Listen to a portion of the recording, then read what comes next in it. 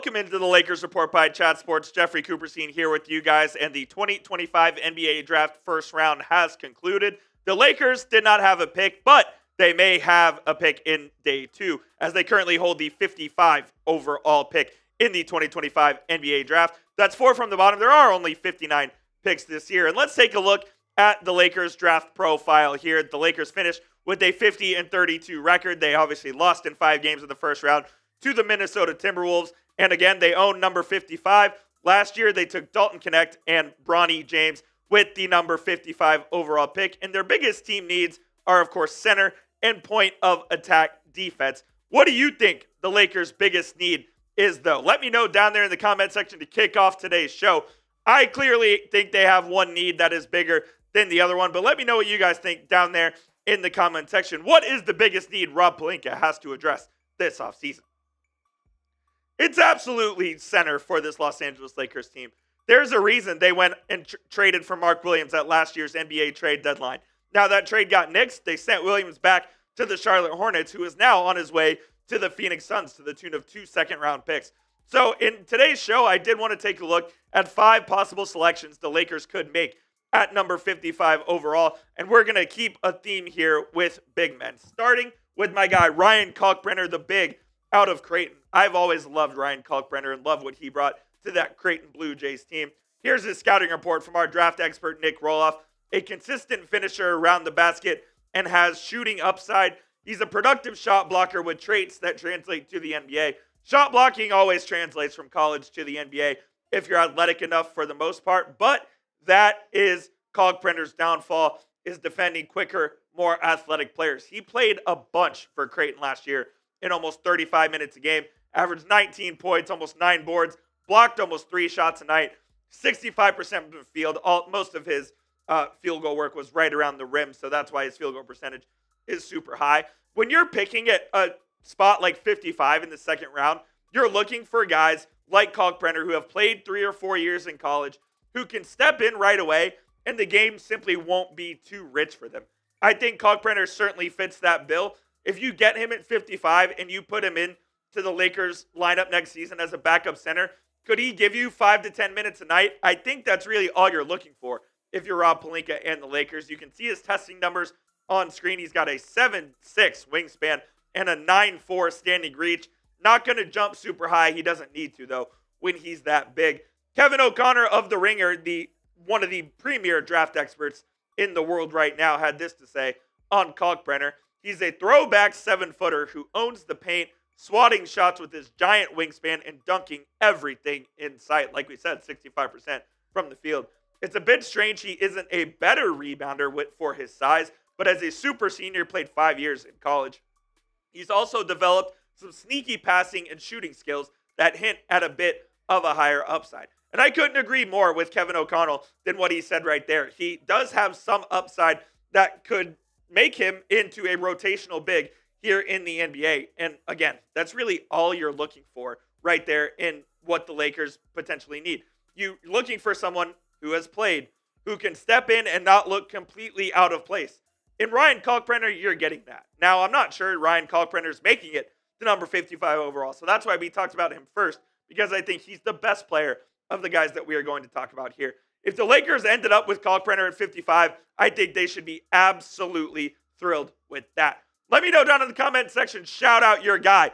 Who should the Lakers take at number 55 overall? I want to hear from you down there in the comment section. Let's move on to Vlad Golden of the Michigan Wolverines. Golden was on the Florida Atlantic team that made the Final Four as well. The big man who has played a decent amount in college as well. A huge frame who also showed flashes of developing a jump shot last season for the Michigan Wolverines under Dusty May. He can finish plays from the post with a variety of moves and touch. He does have a decent touch around the rim. I agree with our guy Rolly there. And will likely struggle switching onto players because he doesn't have that great lateral movement that you would need to effectively guard people in today's NBA. Last year at Michigan, averaged 16 points, 7 boards right on the dot, a block and a half a night, 60% from the field. He's another guy like Kalkbrenner who's that throwback 5 that you're not going to stretch the floor with him whatsoever, but if you need a guy to go plug the paint, eat up 6 fouls, which you have in the NBA, you could look at Vlad Golden to do just that. Here's what Kevin O'Connor had to say on the former FAU and Michigan big man. Golden is a large Russian center who excels at scoring at the rim with soft touch, and as a senior began to shoot jumpers. Concern about his defense and athleticism put him in the second round, but has the overall skills to be a rotation big. I watched Golden quite a bit in college through his time at Florida Atlantic and at Michigan, and a rotational big is absolutely, in the cards for Vlad Golden. You can plug him in there, and he's not going to look completely out of place. Golden, again, he's not going to wow you on the defensive end, but he does have a soft touch around the rim. If he can continue to develop that jump shot, I really do think Golden would be a decent pick at number 55 overall for the Los Angeles Lakers.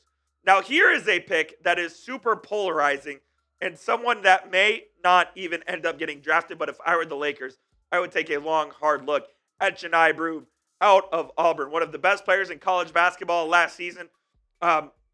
Finished close to, he was like a runner-up, if not one of the Player of the Year awards next to Cooper Flagg out of Duke. He's a hardworking and communicative player on both ends of the court. Great post game, especially on the offensive end, and playmaking ability out of the post, and a very good finisher around the rim. The only problem with Johni Broome is he's not going to wow you with his athleticism, and he's not going to shoot very well. But what he can do is rebound the basketball, and he can score around the rim. 18 and 10 last year for the Auburn Tigers, 2 blocks a game.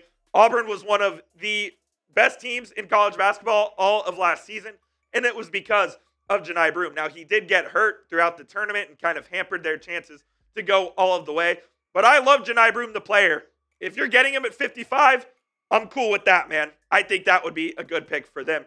His testing numbers, as you see on screen right there, are 7 foot, 1/4 wingspan, which is kind of low considering he's about 6'10 in height. His standing, not a very good vertical at just 24 inches with a max of 28, so he's not going to wow you with the athleticism like we said. Decent shuttle and all that. The shooting stuff doesn't really matter because it's against air, but Broome could certainly be someone that the Lakers look at, and Kevin O'Connor thinks Broome is a superior senior who brings a ready-made game as an interior finisher with the passing feel and tone-setting defense. His shaky jumper, though, has not progressed as much as NBA teams would hope, so that's why Broome is falling very close to the end of the draft, maybe not even drafted. I'll say this, if he doesn't get drafted, I think that one of the Lakers' first calls should be to Johni Broome's agent to try to get him on a UDFA deal. We'll talk about a couple more players here in just a moment, but before we do, I need to tell you guys about our friends at Fanatics. Go to chatsports.com/2025 draft hats right now. Get your Lakers draft hat today. Looks super fresh with the white and the purple brim.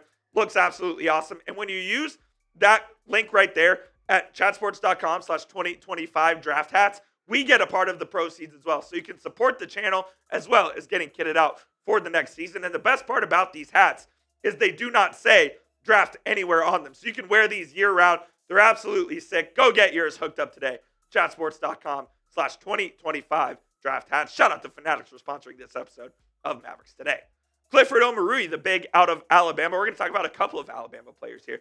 Clifford Omarui, the brother of Eugene Omarui, who was a draft prospect a couple of years ago, is a very good athlete with the prototypical wingspan of a big. He uses his size super well with great rebounding and blocking numbers, as you can see on your screen there. 6.5 boards to go along with 8 points and 74% from the field.